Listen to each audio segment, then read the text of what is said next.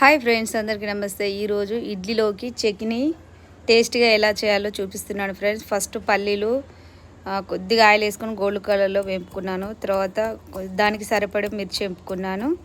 తర్వాత కడాయి పెట్టుకున్నాను, కొంచెం జీలకర్ర వేసుకున్నాను. తర్వాత ఇది వెల్లుల్లిపాయలు, కరివేపాకు, కొద్దిగా కచ్చపచ్చ దంచుకున్నాను ఫ్రెండ్స్. స్మెల్ బాగుంటుంది, ఇలా చట్నీ చేస్తే టేస్ట్గా ఉంటుంది. పిల్లలు కూడా చాలా ఇష్టంగా తింటారు. ఫస్ట్ నేను పల్లీలను మిర్చి వేపుకొని పక్కకు పెట్టుకున్నాను. ఇందులో పచ్చి కుడుక ఇట్లా వేసుకుంటే కొంతమంది కడుపు ఉబ్బరంగా ఉంటుంది, కొంతమందికి ఇష్టం ఉండదు. ఇలా ఓన్లీ సింపుల్గా పల్లీలతోని మిర్చితోని చట్నీ ఇలా చేస్తే చాలా టేస్ట్గా ఉంటుంది ఫ్రెండ్స్. నేను సింపుల్గానే చేస్తా, పిల్లలు కూడా ఇష్టంగా తింటారు. నేను వెల్లిపాయలు, జీలకర్ర, కరివేపాకు, ఎండుమిర్చి వేపుకున్నాను. వేపుకున్న తర్వాత ఫస్ట్ వేపుకొని పల్లీలను మిర్చి పక్కకు పెట్టాను ఫ్రెండ్స్. అవి కొద్దిగా చల్లారినాయి. నెక్స్ట్ ఏమున్నది ఫ్రెండ్స్, ఇక మిక్సీలోకి పోస్తున్నాను.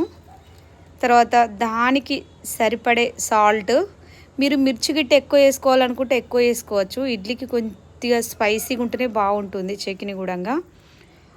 నేను మిక్సీ పట్టేటప్పుడు కొంచెం సాల్ట్ వేసుకుంటాను, కొద్దిగా వాటర్ కూడా వేసుకుంటాను. ఎందుకంటే అది ఆపుకుంటా తింపే బదులు వేసుకునేటప్పుడు కొంచెం వాటర్ వేసుకుంటే మనము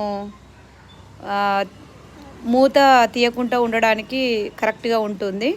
నేను కొన్ని వాటర్ వేసుకొని తర్వాత మిక్సీ పట్టుకున్న తర్వాత నేను ఏదైతే పోన్కి వేసుకున్నానో నేను ఆయిల్లో వేసుకున్నాను ఫ్రెండ్స్. కొంతమందికి చట్నీ గట్టిగా ఉండడం అంటే ఇష్టము, కొంతమందికి లూజ్గా ఉండడం అంటే ఇష్టము. మా ఇంట్లో మేమైతే కొద్దిగా లూజ్గానే ఇడ్లీలోకి చట్నీ వాడతాం ఫ్రెండ్స్. ఎందుకంటే మా పిల్లలు కూడా ఇలాగే తింటారు. చట్నీ గట్టిగా ఉండడం వలన ఏంటంటే ఇడ్లీకి అది పట్టుకోదు చట్నీ. ఇలా లూజుగా ఉంటే ఇడ్లీకి కూడా తొందరగా పట్టుకుంటుంది, మళ్ళీ తినడానికి కూడా పిల్లలకు కూడా ఈజీగా ఉంటుంది. మేమైతే చట్నీ ఇంకా కొంచెం లూజుగానే చేసుకుంటాము. కొంతమందికి మాకు ఇలాగనే ముద్దగా కావాలనుకునే వాళ్ళు ఇలా చేసుకోవచ్చు. లేదంటే మాకు కొద్దిగా ఇలా చట్నీ ఇట్లా లూజ్గా ఉండడానికి కూడా కొన్ని వాటర్ వేసుకోవచ్చు. సరిపడే సాల్ట్ చూసుకుంటే వేడి వేడి ఇడ్లీలు రెడీ ఆల్రెడీ. పిల్లలు చాలా చాలా ఇష్టంగా తింటారు. దోశ చట్నీ వేరే వేసుకోవాలి. దోశ చట్నీకి ఎట్లా అంటే టమాటా ఉన్ను మిర్చి లైట్గా మాత్రమే పల్లీలు వాడాలి.